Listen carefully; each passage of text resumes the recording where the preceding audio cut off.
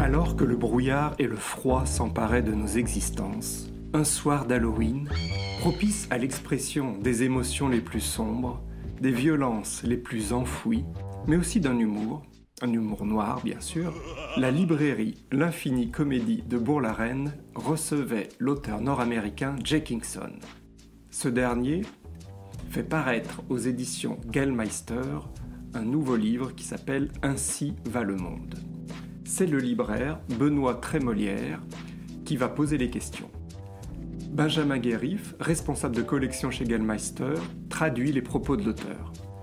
Je vous laisse tout de suite en leur compagnie et vous donne rendez-vous pour un prochain épisode du podcast littéraire Le Jardin.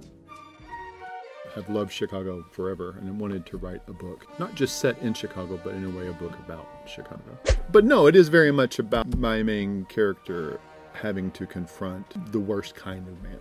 And it wasn't until I discovered Thompson that I discovered sort of the other side of noir, which is not really about strength, it's more about weakness, actually. The main commodity in America, not just in publishing, but in the country, is optimism. You have to be selling optimism. Je voudrais déjà m'arrêter à cette magnifique couverture qui fait tout à fait penser à Saul Bass, un affichiste qui faisait également des génériques de films des années 50 et 60. On la doit à Aurélie Libert qui travaille régulièrement avec Gellmeister. Tout à fait, c'est la directrice graphique des grands formats. Elle est la patronne de tout. Et là, c'est vraiment, si vous connaissez le travail de Saul Bass, on est vraiment dans cet esprit-là. Je pense que ce n'est pas un hasard. I'm happy about it. J'en suis ravi. Certainly nothing I planned on, but I love the allusion to Saul Bass, certainly. C'était pas prévu, mais j'aime beaucoup ce rapport, enfin ce rapprochement. Et Jack lui-même est très cinéphile, je You crois. are very great, fond of cinema. Oui. Et donc la couverture n'est pas en rapport voulu avec, enfin de la part de Jack, avec les personnages qui peuvent aussi évoquer les films noirs de ces années-là. No, I wasn't asked about that at all. When they did the original, cover, Oliver showed it to me and asked for my opinion about it. But I was thrilled about the sort of like allusion to the sort of cinema. Alors c'était pas du tout voulu, mais quand on m'a montré le projet de couverture, en fait, moi j'étais ravi de voir effectivement que ça évoquait un univers de cinéma que j'aime, que je connais. Alors je peux pas vous raconter le livre parce que je perdrais beaucoup de son intérêt ensuite pour la lecture, parce que c'est vraiment un roman avec beaucoup de suspense. Je peux juste vous résumer les deux premiers chapitres qui sont à peu près une vingtaine de pages, qui sont résumés en 10 lignes sur la quatrième de couverture. Le livre commence, une femme qui sort de chez son amant, elle se dispute avec son amant, c'est à Chicago, c'est important, c'est à Chicago. Elle sort, il fait nuit, elle veut retourner à sa voiture.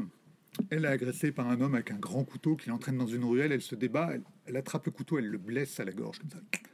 Et elle réussit à s'enfuir. Lui tombe, il a l'air extrêmement blessé. Elle retourne chez son amant, donc à 2 pas. Et quelques instants plus tard, ils reviennent dans la ruelle dans laquelle elle s'est fait agresser. Le gars a disparu, alors qu'il n'avait pas l'air très frais quand même auparavant. Et le couteau qu'elle avait lâché a également disparu. Et ça, c'est le début du roman. Et progressivement, on va avoir un suspense qui va s'installer de façon assez progressive, mais par contre, un suspense très, très fort. Donc, je peux rien dire d'autre pour l'instant, et je ne dirai rien d'autre d'ailleurs, parce que ce serait vraiment dévoiler la suite du livre. Et il y a vraiment beaucoup de suspense. C'est un roman noir, un roman très noir, on peut dire aussi, mais toujours avec cet humour qui caractérise Jack Kingston. Well, I hope so. J'espère. Yeah, and I knew that it was the original idea for the book was the missing body. That was the sort of like original seed of the story, was the idea of her being attacked and not being able to say what happened and had to sort of keep that a secret. And then, what happened to the body and what's going to happen to her as the result of it was the sort of original. Alors, l'idée de départ du livre, c'est justement ce corps qui disparaît, qui s'évanouit. Il y a une attaque donc en milieu urbain et qu'est-ce qui a pu arriver à ce corps? En réalité, il y avait un corps, il n'est plus là. Qu'est-ce qui s'est passé? Parce que juste 5 minutes en fait. Qu'est-ce qui s'est passé? C'est ça le point de départ du livre. Which doesn't sound like a funny book, but I did look for moments of humor inside of it. Alors, ça n'a pas l'air très fun comme ça, mais en fait, si, il y a quand même beaucoup d'humour. Le texte est très bien traduit d'ailleurs par Sophie Assianides. Bon, c'est à la fois plein d'humour et puis c'est bien écrit, c'est vraiment sympathique à lire.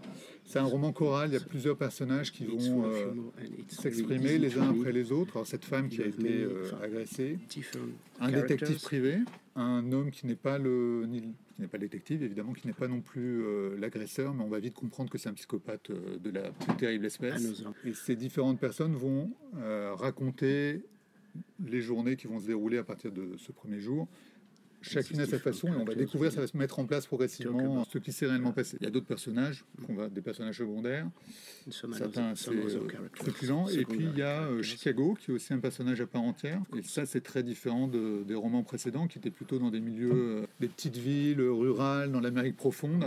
Well, and I'm originally from the South. I'm originally from Arkansas, and all of my previous books have been about that area of America, but I've lived in Chicago for over 10 years now,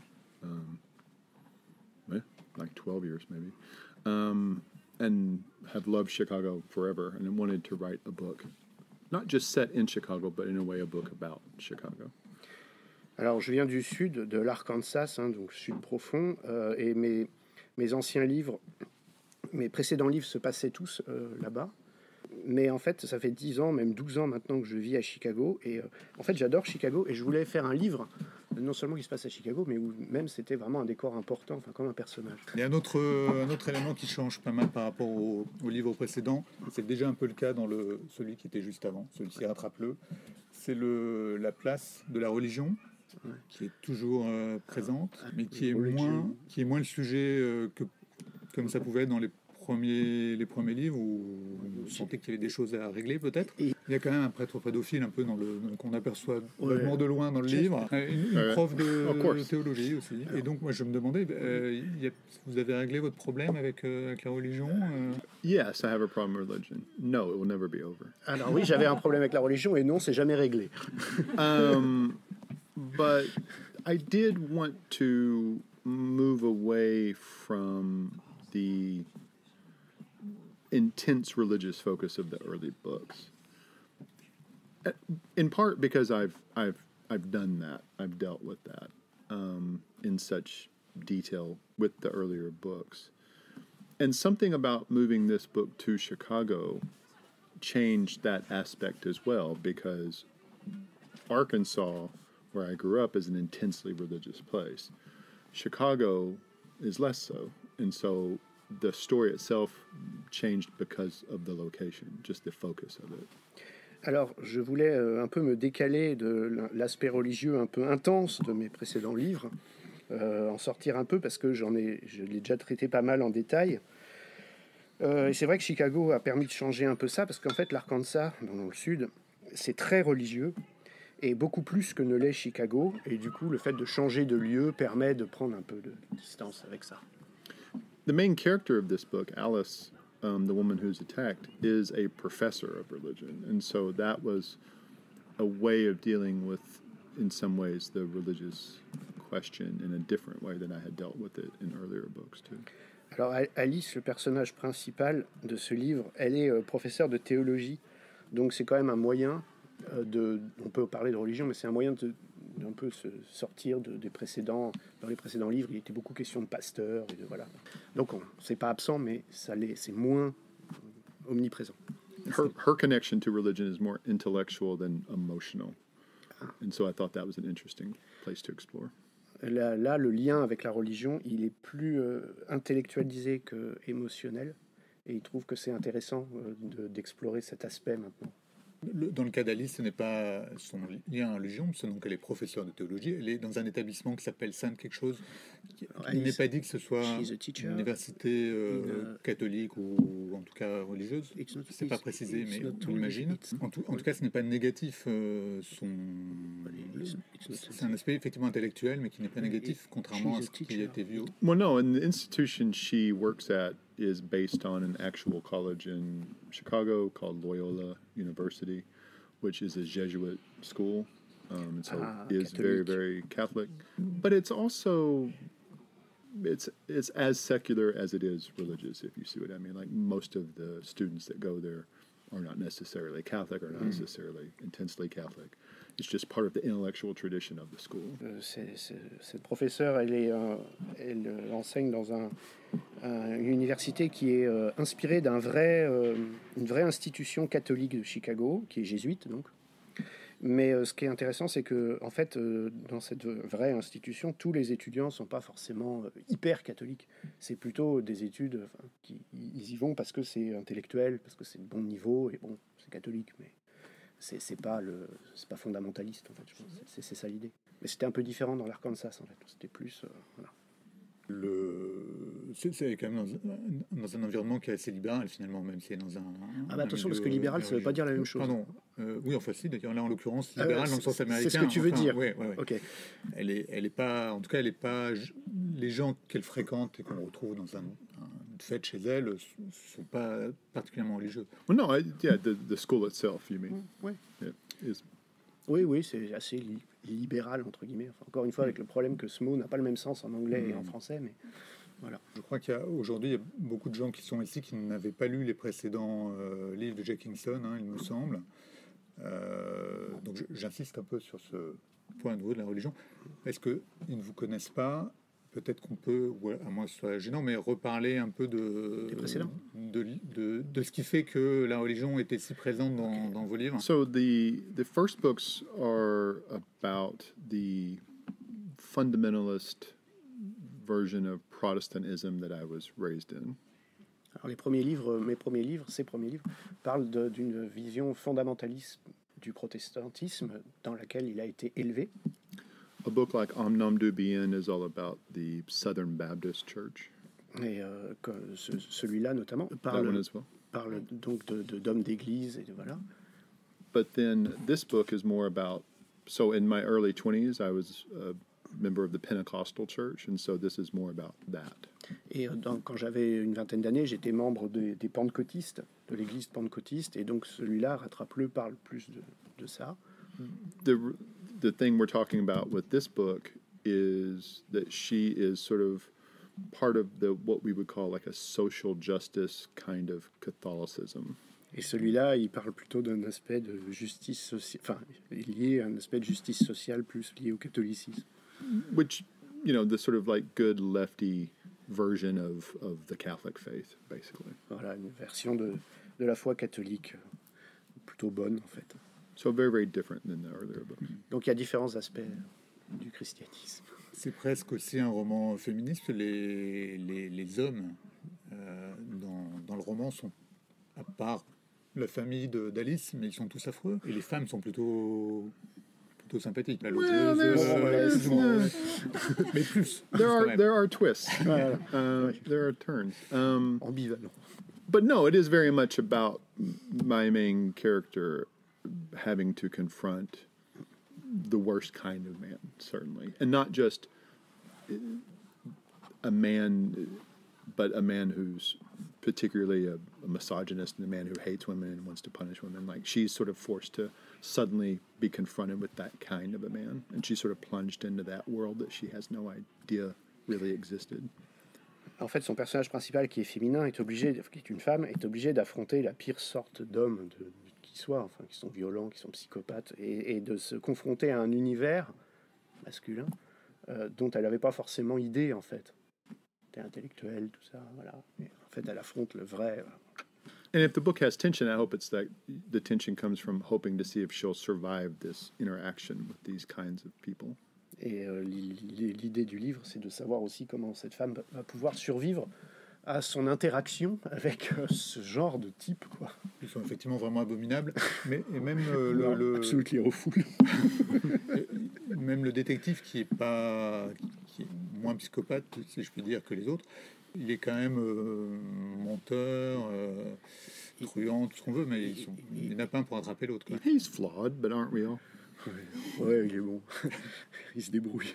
Donc, comme je le disais tout à l'heure, c'est un roman qui est quand même, on le voit, assez noir dans son intrigue.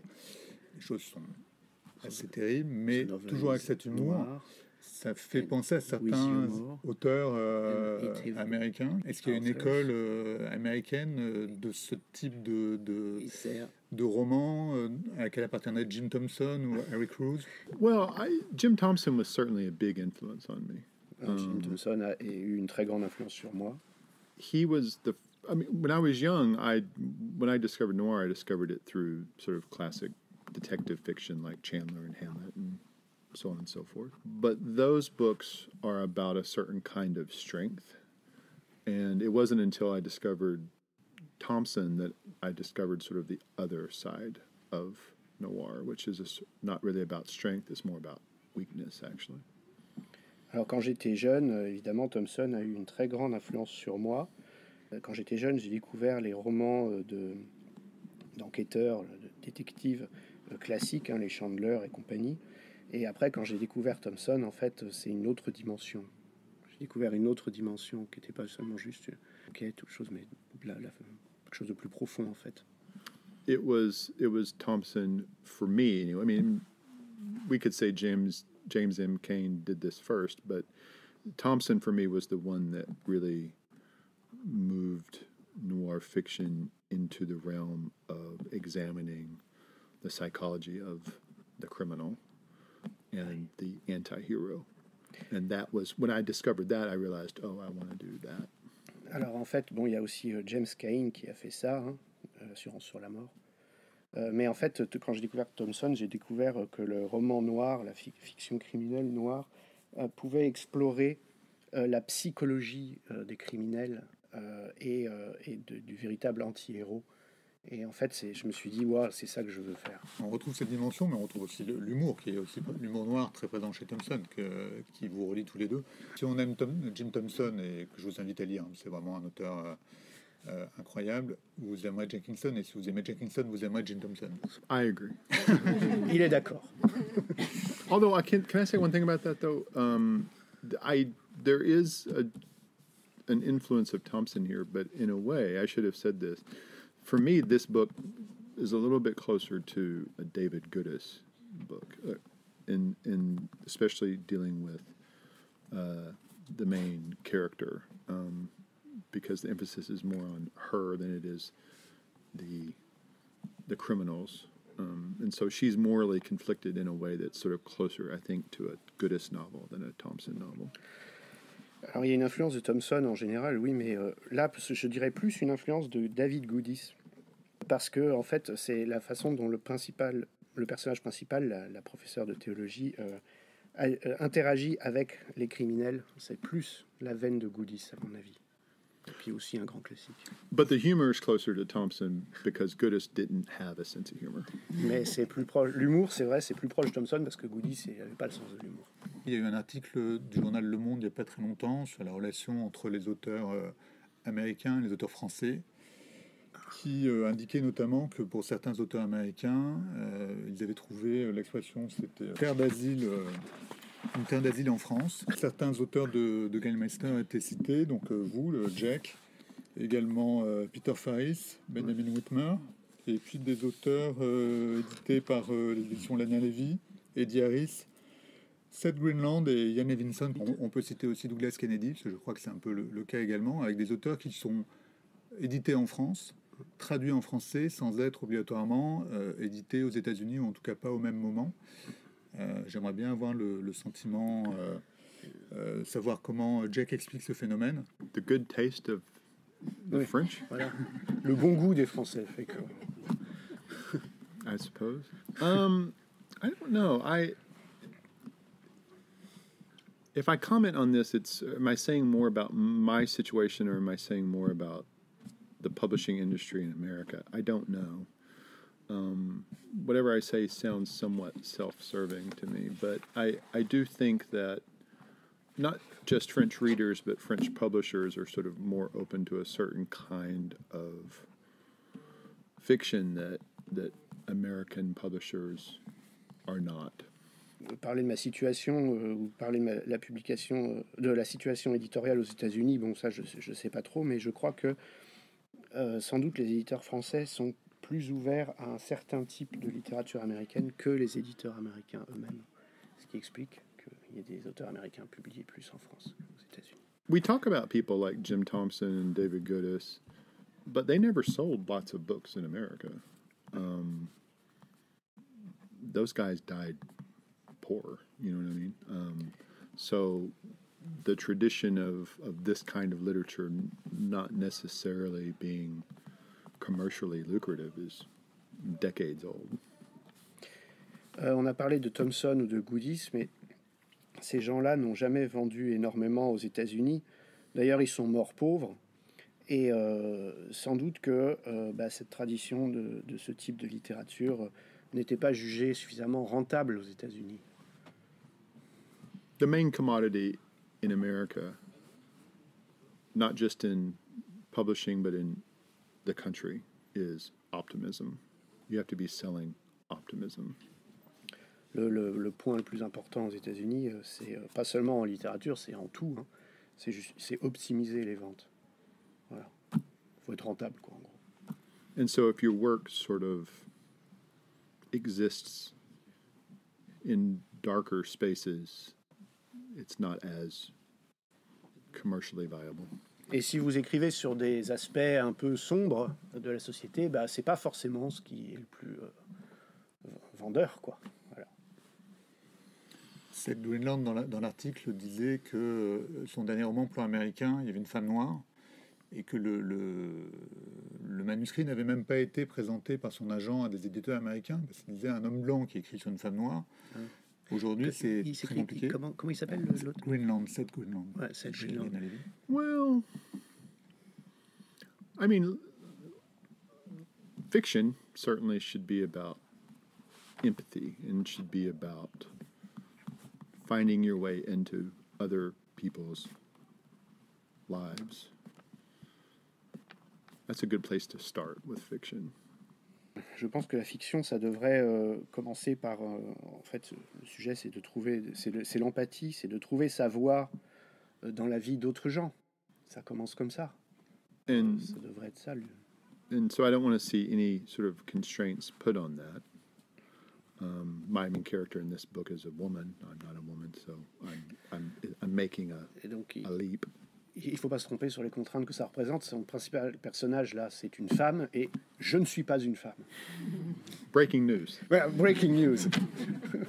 So, you know, we write fiction in order to imagine other lives, and so that is as far as I can tell, the purpose of fiction. Le but de la fiction, j'imagine que c'est d'imaginer l'expérience, la vie, l'existence d'autres gens. Je pense que c'est ça le but. Avant de passer aux questions, je vais juste poser une question et je vous demande de pas trop parler de ce sujet-là, parce que c'est pas le sujet d'aujourd'hui. Le sujet d'aujourd'hui, c'est plus le travail de Jack et ses romans. Mais c'est difficile de ne pas parler de l'Amérique à 5 jours des élections. Oh, is it? Oh. Et vu de France, ce qui se passe aujourd'hui en Amérique, enfin, je pense pour la majorité des Français, paraît totalement incroyable de voir que 50% de la population américaine est prête à voter pour un homme qui, encore une fois, vu d'ici, a l'air complètement fou. Well, half of America is wondering that same thing. Oui, l'autre moitié de l'Amérique pense aussi qu'il est fou. Hein, mais... Et donc, comment voyez-vous l'avenir des États-Unis?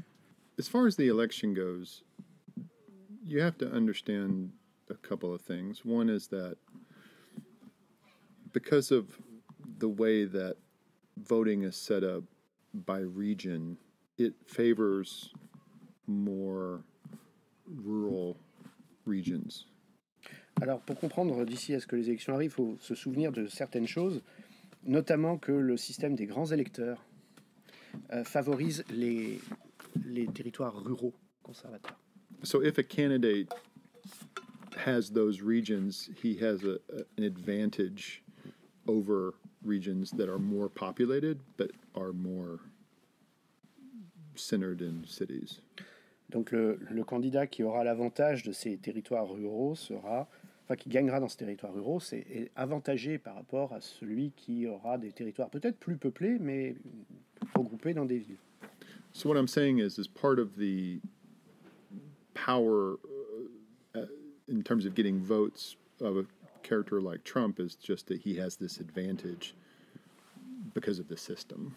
Et donc il faut comprendre concernant Trump que il est dans cette position parce que justement il a l'avantage des zones rurales et que ça lui il a l'avantage dans les zones rurales et ça lui confère un avantage dans la compétition. Now he does have many followers, and one reason for that is there is a complete division of the media in America, so that if you are getting your information from right-wing media, you never hear anything except that narrative. Alors après, il est vrai que Trump a beaucoup de supporters, ça c'est vrai, mais il faut comprendre aussi que ça vient également de l'extrême polarisation des médias. Par exemple, si vous écoutez les informations sur des chaînes conservatrices, vous n'allez pas du tout entendre le point de vue d'en face. So when you look at Trump and you say, "Oh, how could anyone support this fool, this cruel person, this bigot, this racist, whatever," his followers don't see that because they are getting him filtered through a system that only presents a certain kind of narrative. Donc si vous regardez Trump et vous vous dites mais comment on peut soutenir cet idiot, ce raciste, ce fou furieux, en fait, il faut comprendre que beaucoup d'Américains ne voient pas du tout ça parce qu'on leur sert un narratif complètement différent et donc on ne voit pas Trump comme nous, on le voit. There exist in America today really two sets of facts that people, when they take in the news, they are simply not taking in the same set of information at a basic, fundamental level. And that just shapes how people think about the election. Et donc, quand les gens s'informent, en fait, il y a deux sources d'informations complètement différentes. Et ils ne vont pas comparer, en fait. Donc voilà, et c'est pour ça qu'on n'a pas la perception, ces Américains n'ont pas la perception que nous avons de Trump. And some people just like him. Et puis il y a des gens qui l'aiment. Quelle place la littérature a dans la société américaine? En France, on a certains livres, voire fiction, qui ont pu vraiment faire bouger les lignes sur certains sujets. Est-ce qu'à l'échelle d'un pays aussi grand, est-ce qu'il peut se passer la même chose? Est-ce qu'un livre peut modifier la perception d'une société? No. Non. Là, c'est bien, c'était pas trop difficile à traduire. Well, the Bible. Ouais, la Bible. This is hard for French people to understand, but the average American does not read. Alors, c'est peut-être difficile à comprendre pour un Français, mais l'Américain moyen ne lit pas. I mean, they don't read at all. Mais pas du tout. So the impact of books on public life does not have the impact that it has here, and it does not have the impact that it used to have. Et donc les livres n'ont pas l'importance, l'impact sur la société qu'ils peuvent avoir en France ou qu'ils ont pu avoir aux États-Unis, mais avant. Which is not to say that books don't have influence. There are people that read, of course, and books do make it into the conversation in different ways. They will be talked about on television. They will sort of, get filtered out through the culture. But they don't have the same sort of impact. Je ne veux pas dire évidemment que les livres n'ont aucune influence. Il y a des gens qui lisent et à travers les médias, les critiques, etc., ça finit par atteindre la société. Simplement, ça n'a pas le même impact qu'ici. Monsieur Trump, s'est lancé dans la vente de la Bible aussi. Donc certains livres, effectivement, comme vous le disiez, en l'occurrence la Bible, peut avoir un impact sur... For $59.99 was the cost of his Bible. And there is no way he ever read it. Pour beaucoup, c'est ça, effectivement, et beaucoup ne l'ont jamais lu, malheureusement. And I should say this. We talked earlier about the church I was raised in, the sort of fundamentalist Baptist church. I was brought up really to think that the Bible was the only book that you needed. Alors, pour revenir sur le milieu fondamentaliste du Sud dans lequel j'ai été élevé, il y en a beaucoup qui pensent qu'en fait la Bible, c'est le seul livre que vous avez besoin de lire. And when I was a Pentecostal, it was even more extreme. I mean, it really, Bible was the only book. Voilà. C'est le livre dont vous avez besoin. Après, Which tells you why Trump is selling it, right? I mean, that makes sense. It's the one thing he knows he can sell. donc que Trump vende des Bibles, c'est tout à fait sensé en fait, c'est tout à fait cohérent. Moi, j'avais une question sur le personnage Chicago. Qu'est-ce qui vous inspire dans cette ville? For me, I really do think that Chicago is the American city in a lot of ways. I mean, New York is a world city. New York is like Paris, it's like London, it's a city of the world. Los Angeles is its own weird, unique, beautiful, bizarre thing. Chicago is the American metropolis. It is a gigantic city with millions of people, but it's also distinctly Midwestern. Pour moi, Chicago, c'est la ville américaine de bien des manières. New York, c'est comme Paris ou Londres, c'est une ville-monde, c'est une ville univers. Los Angeles est une chose bizarre et unique en son genre, qui ressemble à rien. Alors que Chicago, c'est la métropole américaine, c'est une ville énorme qui a des millions et des millions d'habitants, mais c'est une ville du Midwest. Et elle est plus représentative en fait de l'Amérique, d'après ce que je comprends. And so I did want to capture that feeling. I did want to capture the feeling of the city as both a place that's very large and violent in some ways, but also a place that has a lot of culture and has a lot of different kinds of people existing within it. Et donc j'ai voulu rendre cette atmosphère-là. Donc c'est une ville qui est gigantesque, qui est violente, mais qui est aussi très diversifiée, où il y a de la culture. Et donc c'est un univers considérable, quoi. Voilà, pour lui représente. You came to Chicago. Yeah. What did you think of Chicago? Pareil. Chicago, je pense, je ne connais pas beaucoup de villes aux États-Unis, donc je peux difficilement comparer. Mais So it is the American city. Et voilà, Chicago, c'est la ville américaine, la grande ville américaine. C'est une belle ville avec, si vous y allez, l'architecture à Chicago est très intéressante. Il y a un musée superbe, mais c'est quand même, c'est dans le Midwest, mais je pense que c'est quand même une exception par rapport au Midwest qui est sans doute plus rural. That's the contradiction. It's both. It is this big, bustling, urban place, but it has a Midwestern flavor to it that New York doesn't, that LA doesn't. It's people are nicer, if I can say so. Ah, you can. Donc ça, c'est le paradoxe, hein, c'est la contradiction, c'est qu'en fait, c'est deux choses à la fois. C'est une très très très grande ville, mais ça a un goût de Midwest que New York n'a pas et que Los Angeles n'a pas. C'est pour ça, c'est la vraie ville américaine, en fait. Si on doit finir sur Chicago, il y a quelque chose moi, qui m'a surpris, c'est la ségrégation qui est très visible, je trouve, à Chicago et qui est peut-être moins apparente à New York, par exemple. Well, and that goes back generations. That goes back to a famous mayor, Mayor Daley, who was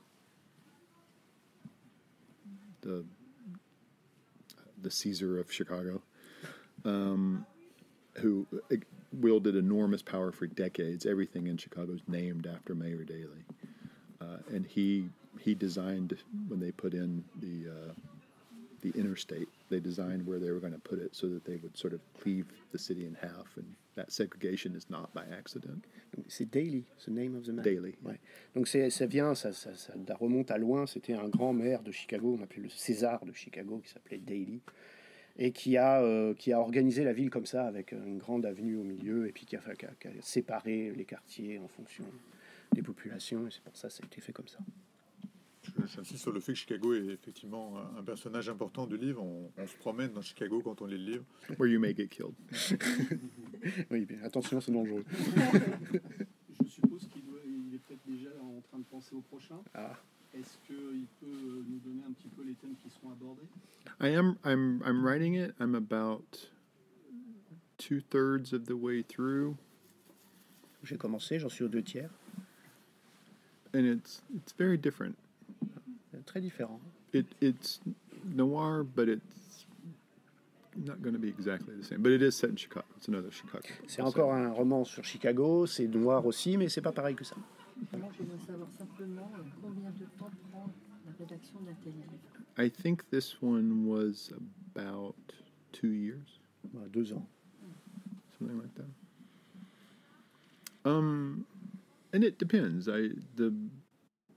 It's different for every book, I think. I think I've maybe gotten faster as I've gone on. Things used to sort of like build.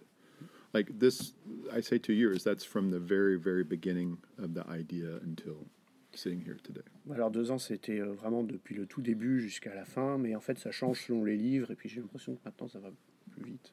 Est-ce que, comme un certain nombre d'écrivains français, vous êtes obligé d'avoir un autre métier que celui d'écrivain pour gagner votre vie et comment vous arrivez à, si c'est le cas, à manager les deux en même temps? I teach at Loyola University. Voilà. Il enseigne à l'université. Voilà. And I also teach at the Art Institute of Chicago, which is the big museum there. Et aussi au musée, à la Art Institute, qui est un grand. Il enseigne donc à l'Art Institute, qui est un grand musée de Chicago. So I teach some writing and I teach some film-related classes. Voilà, donc écriture et puis aussi le lien avec le cinéma, Including a class about film noir. notamment une classe, un cours sur le film noir. Est-ce qu'un de ces livres a été transposé en film? No, the closest I've gotten is Find Him. Celui-là, alors le plus proche qui a été, le livre qui a été le plus proche d'être adapté, c'est celui-là. There is a producer who bought the option on it, and there's a screenwriter working on maybe turning it into maybe a TV show. Et il y a un producteur qui l'a acheté, qui a fait travailler un scénariste, et bon, peut-être ça va donner une série télé, un show télé.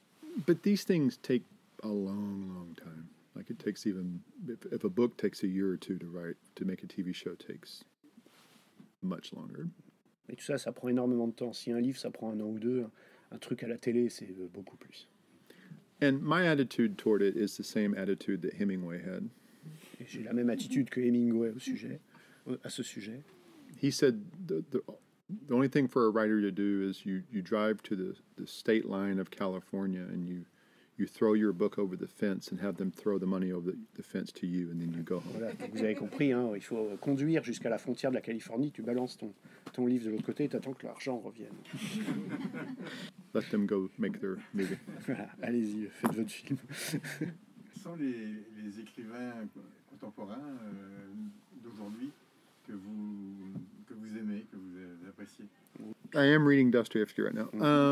So I'm very slow to catch up to new stuff. I'm blanking. What's the last new book I read? I read a lot of old stuff, so I should have an answer right off the top of my. Je lis beaucoup de choses plus anciennes, donc je devrais préparer ma réponse.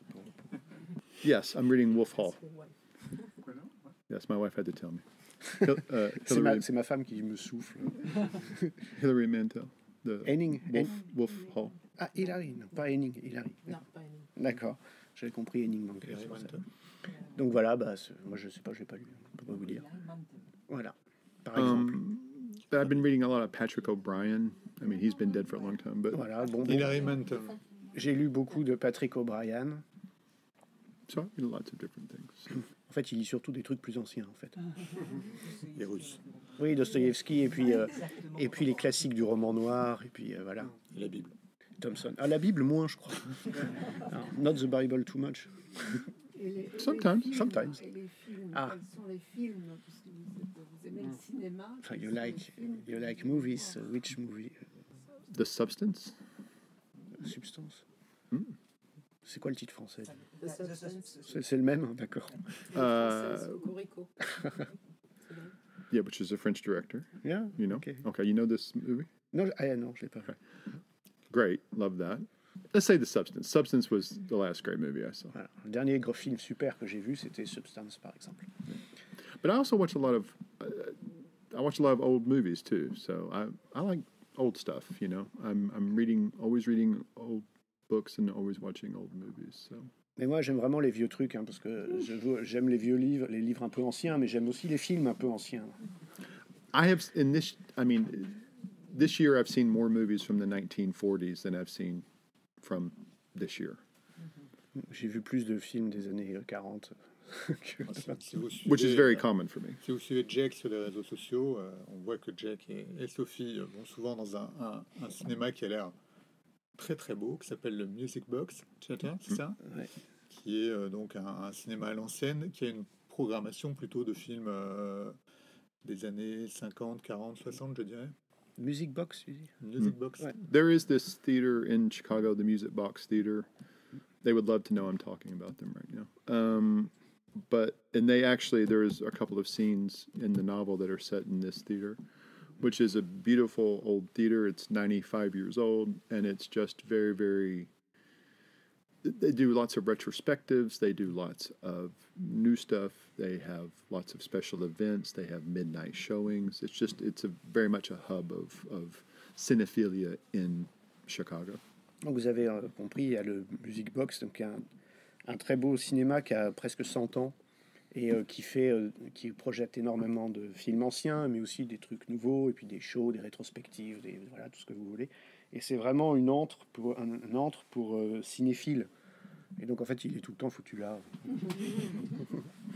Merci beaucoup en tout cas pour cette rencontre. Jack, merci pour l'interprétation, la traduction. Et voilà, c'est déjà fini. Merci beaucoup, chères auditrices et chers auditeurs, d'avoir passé un moment avec nous dans Le Jardin, un podcast littéraire. S'il te plaît, dessine-moi un écrivain. Je suis François-Xavier Robert. Ce podcast n'aurait pas été possible sans l'aide précieuse de Julien Oran au mixage et à la création musicale. Si vous avez aimé ce podcast, n'hésitez pas à laisser un commentaire, à le partager, à vous abonner. Rendez-vous très bientôt pour un prochain épisode du Jardin.